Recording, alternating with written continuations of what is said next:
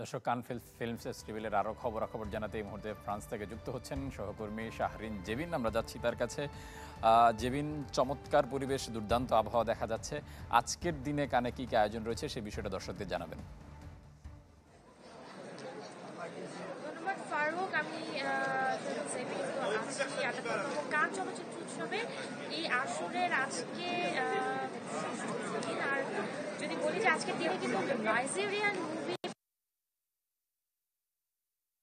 প্রদর্শিত হয়েছে। আর মানে এটা কিন্তু একটা সুখবর বিশ্ব সিনেমা ইন্ডাস্ট্রির জন্য, কারণ একটা ছোট সিনেমা ইন্ডাস্ট্রির সিনেমা কিন্তু এত বড় একটা মর্যাদাকর আসরে চলে এসেছে। এছাড়াও যদি বলি যে আমার কাছে খবর আছে, সেটা হচ্ছে বাংলা সিনেমা ইন্ডাস্ট্রি।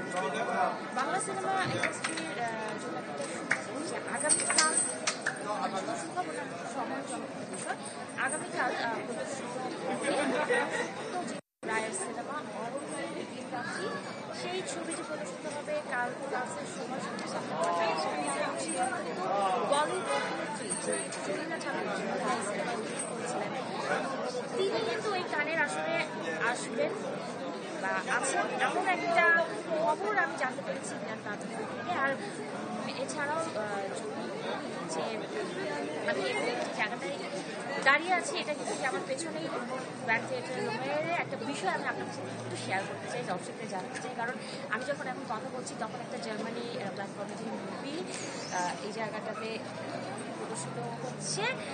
সেই জায়গাতে যদি বলা হয়, যারা সিনেমা দেখতে যে চলেই গিয়েছে, সিনেমার টিকিট কিন্তু পাওয়া খুব একটা সহজ না, কিন্তু সিনেমার টিকিট যারা পায় তারাই বুঝে আসলে এটা কত বড় একটা প্রাপ্তি। কারণ যারা এখানে ঘোরাফেরা করছে, দর্শনার্থী যারা আছে, অনেকেই সিনেমা দেখতে চায় আসলে, তো টিকিট কোথায় পাবে? তো অনেকেই কিন্তু এরকম টিকিট তার পছন্দের সিনেমার টিকিটটা নিয়ে মানে চায় আর কি, একটা ব্যানার করে দাঁড়িয়ে।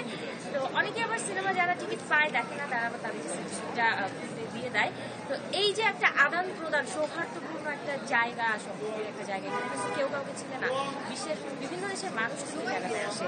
সো সব মিলিয়ে কান চলচ্চিত্র উৎসবটা আসলে উৎসবমুখর একটা পরিবেশ থাকে সিনেমার, যেমন জেবিন, আপনাকে অসংখ্য ধন্যবাদ। আস্থা ও নির্ভরতার